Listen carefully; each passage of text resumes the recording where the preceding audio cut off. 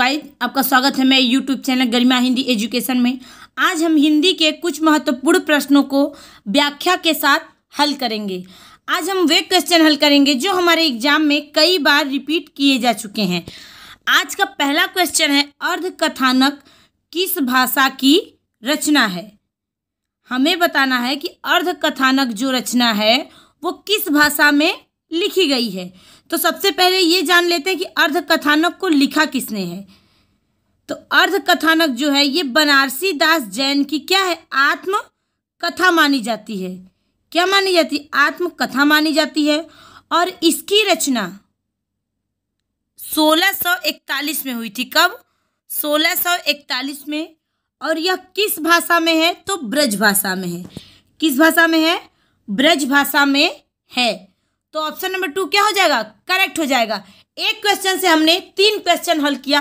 अर्धकथानक किस भाषा की रचना है? तो ब्रज भाषा की। किसने लिखा है? बनारसी दास जैन ने लिखा है। कब लिखा है? 1641 में लिखा है।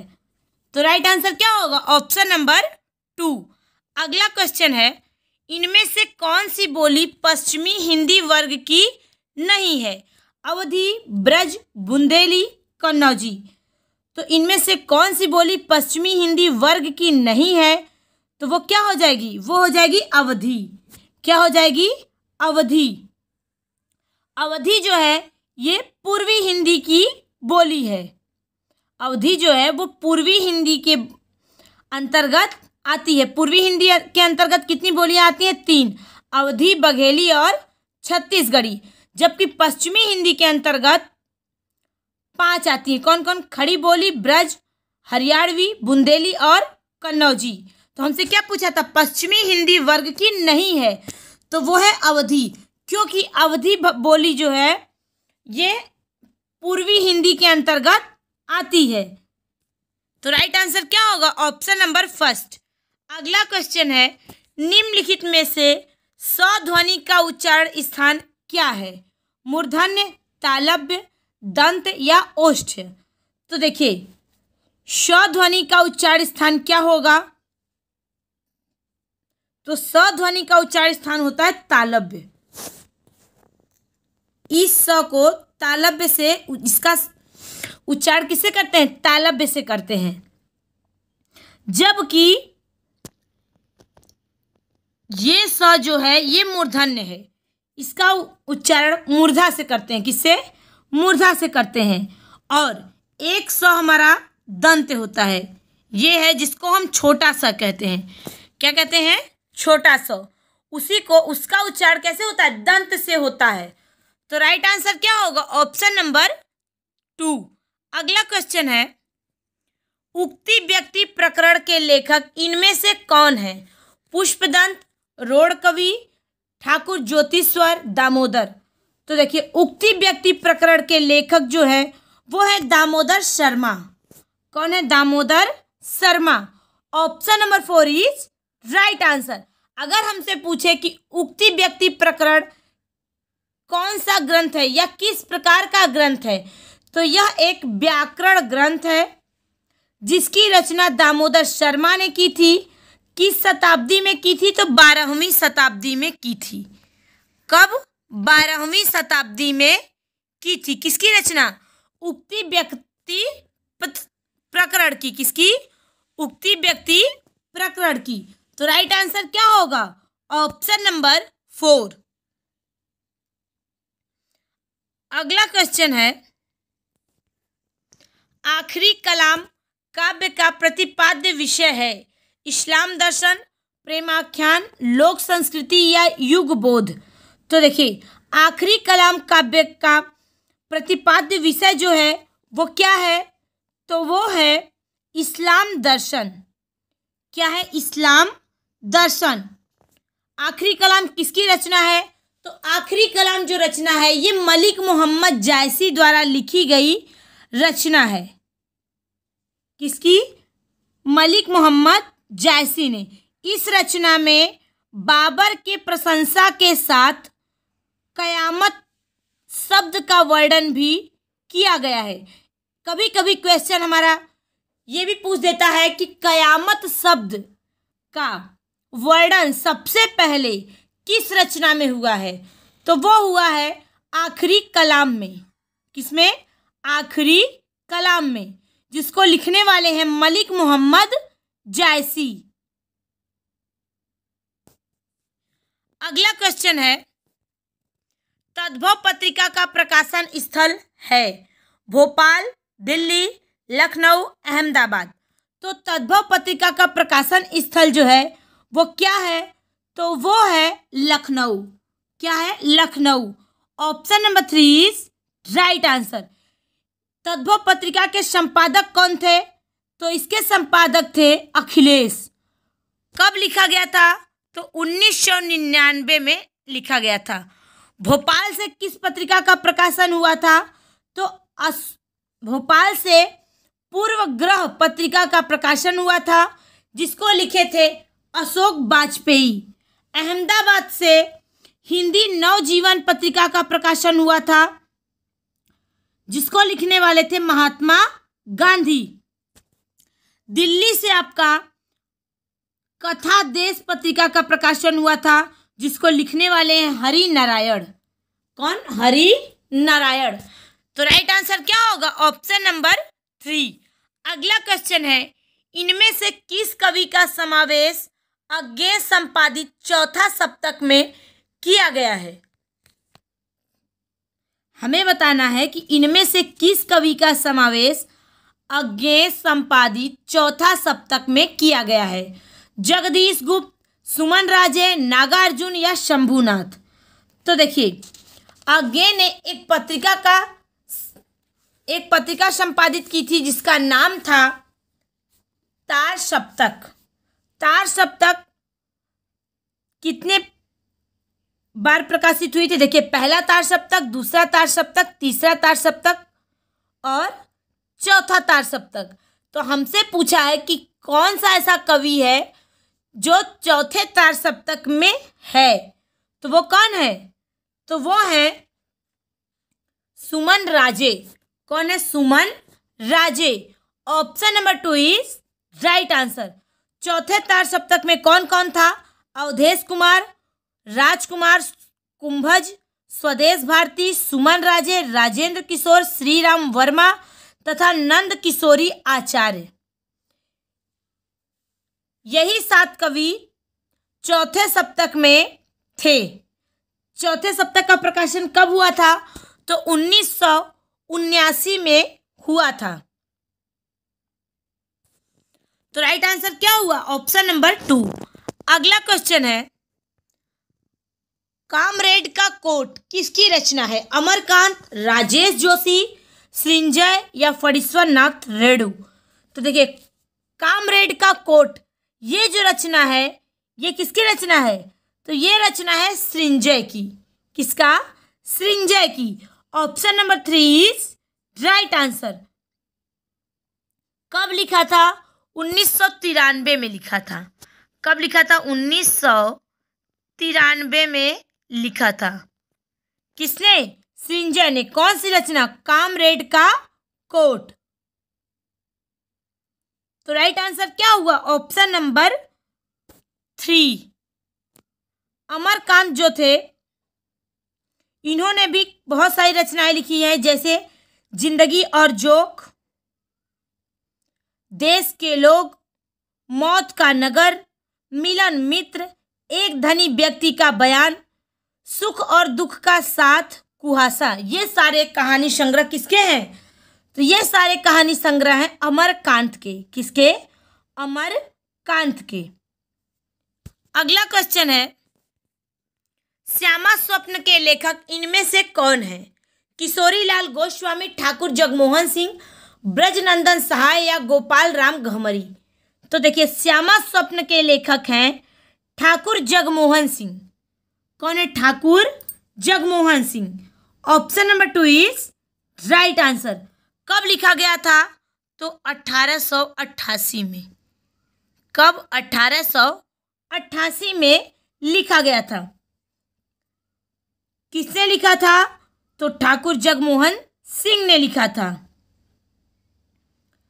ये रचना जो है वो क्या है, तो श्यामा स्वप्न जो है रचना, ये उपन्यास है। क्या है? उपन्यास है। अगला क्वेश्चन है, तेरी मेरी उसकी बात के लेखक कौन है? भगवती चरण वर्मा, यशपाल, अमृतलाल नागर या शिव प्रसाद सिंह? तो श्यामा स्वप्न के लेखक जो हैं वो हैं, तेरी मेरी उसकी बात के लेखक जो हैं वो हैं यशपाल। कौन है? Yashpal. Option number 2 is right answer. तेरी मेरी उसकी बात किसने लिखा है? यशपाल ने। यशपाल ने बहुत सारी रचनाएं लिखी हैं, जैसे दादा कामरेड, देशद्रोही, दिव्या, पार्टी कामरेड, मनुष्य के रूप, अमिता, झूठा सच, 12 घंटे, क्यों फंसे, तेरी मेरी उसकी बात, अप्सरा का श्राप। ये सारे जो रचना का नाम बताया हमने, सारा रचना है यशपाल का। उसी प्रकार भगवती चरण वर्मा ने भी बहुत सारी रचनाएं लिखी हैं। पतन, चित्रलेखा, 3 वर्ष, टेढ़े मेढ़े रास्ते, आखिरी दाव, अपने खिलौने, भूले बिसरे चित्र, वह फिर नहीं आई, सामर्थ्य और सीमा, थके पांव, ये सारी किसकी रचना है? तो भगवती चरण वर्मा की है। अमृतलाल नागर ने देखिए लिखा था बूंद और समुद्र, सुहाग के नुपुर, मानस का हंस, नाच्यो बहुत गोपाल, खंजन नयन, अग्नि गर्भा, पीढ़ियां, ये सारी रचनाएं हैं अमृतलाल नागर की। शिव प्रसाद सिंह ने अलग अलग वैतरणी, गली आगे मुड़ती है, नीला चांद, मंजूसिमा, सैलूस, कुहरे में युद्ध, औरत दिल्ली से दूर, दिल्ली दूर है, और वैश्वानर, ये सारी रचनाएं जो है शिव प्रसाद सिंह की हैं। अगला क्वेश्चन है, इनमें से कौन सी दलित आत्मकथा नहीं है? नागफनी, जूठी, नागफनी, जूठन, अपनी खबर या मुर्दहिया? तो देखिए कौन सी दलित आत्मकथा नहीं है, तो वो है अपनी खबर। अपनी खबर जो है ये पांडे बेचन शर्मा उग्र द्वारा लिखी गई क्या है? आत्मकथा है। क्या है? आत्मकथा है, न कि दलित आत्मकथा। अपनी खबर जो है ये पांडे बेचन शर्मा उग्र ने अपनी खबर आत्मकथा लिखी है। तो राइट आंसर क्या होगा? Option number 3। नागफनी किसकी रचना है? तो रूप नारायण सोनकर की, ये दलित आत्मकथा है। जूठन जो है ये ओम प्रकाश वाल्मीकि का है। मुर्दहिया जो है वो डॉक्टर तुलसी राम की दलित आत्मकथा है। अगला क्वेश्चन है, व्योमकेश दरवेश के लेखक इनमें से कौन है? हजारी प्रसाद द्विवेदी, यशपाल, रुद्र काशिकेय या विश्वनाथ त्रिपाठी? तो देखिए व्योमकेश दरवेश के लेखक जो हैं वो हैं विश्वनाथ त्रिपाठी। कौन है? विश्वनाथ त्रिपाठी। व्योमकेश दरवेश 2011 में लिखा गया रचना है। कब? 2011 में। इसी रचना पर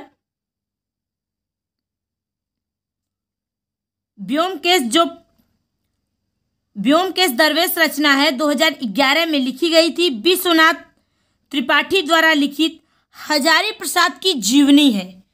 कभी पूछ सकता है कि व्योमकेश दरवेश में किसकी जीवनी है? तो हजारी प्रसाद द्विवेदी की जीवनी है, और इसी रचना के लिए विश्वनाथ त्रिपाठी को 2013 में व्यास सम्मान प्रदान किया गया था। तो राइट आंसर क्या होगा? Option number 4। अगला क्वेश्चन है, भाषा और समाज के लेखक कौन है? रामविलास शर्मा, देवेंद्र नाथ शर्मा, धीरेन्द्र वर्मा या उदय नारायण तिवारी? तो भाषा और समाज के लेखक कौन है? तो भाषा और समाज के लेखक है Ramvilas Sharma. Option number 4 is right answer. भाषा और समाज के लेखक कौन है? Ramvilas Sharma. Option number 1 is correct हो जाएगा। रामविलास शर्मा जो थे मार्क्सवादी समीक्षक थे। क्या थे? मार्क्सवादी समीक्षक थे। कब लिखे थे भाषा और समाज? तो ये लिखे थे 1961 में। कब? 1961 में। Option number first is right answer. अगला क्वेश्चन है, अनुमितिवाद की अवधारणा किसकी है? शंकुक, रुद्रट, भट्टनायक या विश्वनाथ? तो अनुमितिवाद की अवधारणा किसकी है? तो यह है शंकुक की। किसकी है? शंकुक की। Option number first is right answer. Shankuk जो थे ये अनुमितिवाद सिद्धांत के प्रतिपादक हैं। अभिनवगुप्त जो थे ये अभिव्यक्तिवाद के सिद्धांत के क्या थे? प्रवर्तक थे। भट्टनायक जो हैं ये भोगवाद यानी कि भुक्तिवाद के क्या हैं? संपादक हैं। तो राइट आंसर क्या होगा? Option number first. अगला क्वेश्चन है, जादुई यथार्थवाद के प्रतिष्ठापक कौन है? किट्स, देरिदा, फ्रायड या बुअलो? तो देखिए, जादुई यथार्थवाद के प्रतिष्ठापक जो हैं वो कौन है? तो वो है बुअलो। कौन है? Boileau. Option number 4 is right answer. Boileau जो थे ये जादुई यथार्थवाद के प्रतिस्थापक थे। क्या थे? प्रतिस्थापक थे। देरिदा जो थे ये उत्तर आधुनिकवाद विचारधारा के समर्थन करते थे। कौन? देरिदा। लेकिन राइट आंसर क्या होगा? Option number 4। अगला क्वेश्चन है, उत्तर संरचनावाद के मुख्य विचारक कौन है? दांते, ब्रेडले, सास्यूर या जॉनसन? तो देखिए, उत्तर संरचनावाद के मुख्य विचारक कौन है? तो ये है सास्यूर। कौन है? Saussure. Option number 3 is right answer. उत्तर संरचनावाद भाषिक सिद्धांत पर आधारित है। इसका संबंध भाषा के बाह्य जगत से नहीं होता है। भाषा से कोई बाहरी यथार्थ नहीं है। इसके प्रमुख विचारक कौन है? सास्यूर। कौन है? Saussure. Option number 3 is right answer. अगला क्वेश्चन है, कुवलयमाला कथा के रचनाकार कौन है? उद्योतन सूरी, मेरुतुंग, दामोदर शर्मा या हेमचंद्र? तो कुवलयमाला कथा के रचनाकार हैं उद्योतन सूरी। कौन है? Udyotan Suri. Option number 2 is option number first क्या हो जाएगा? करेक्ट हो जाएगा। मेरुतुंग जो थे ये प्रबंध चिंतामणि का रचना किए थे। और दामोदर शर्मा अभी हमने बताया कि उक्ति व्यक्ति प्रकरण लिखे थे। और हेमचंद्र ने लिखा था कुमार पाल चरित। कुवलयमाला कथा जो है ये 9वीं शताब्दी में लिखी गई आदिकालीन राजस्थानी हिंदी गद्य की प्रमुख रचना है। हमसे ये भी पूछ सकता है कि कुवलयमाला किस भाषा में लिखी गई रचना है? तो ये आदिकालीन राजस्थानी हिंदी भाषा में लिखी गई है। अगला क्वेश्चन है, निम्नलिखित में से सबरस की रचनाकार कौन है? हमें बताना है कि सबरस के रचनाकार कौन है? मुल्ला वजही, कुली कुतुबन शाह, इंसा अल्लाह खां या सैयद हुसैन अली खां? तो देखिए, सबरस के रचनाकार जो हैं वो मुल्ला वजही हैं। कौन है? मुल्ला वजही। 1635 ईस्वी में इन्होंने दक्किनी ग्रंथ के प्रसिद्ध कवि कौन थे? मुल्ला वजही थे। तो राइट आंसर क्या होगा? Option number first. अगला क्वेश्चन है, हठ योगी का प्रभाव निम्नलिखित में से किस कवियों पर पड़ा है? स्वयंभू, घाघ भंडरी, गोरखनाथ या अद्धहमाड़? तो देखिए, हठ योग का प्रभाव निम्नलिखित में से किस कवियों पर पड़ा है? तो वो है गोरखनाथ। कौन है? गोरखनाथ।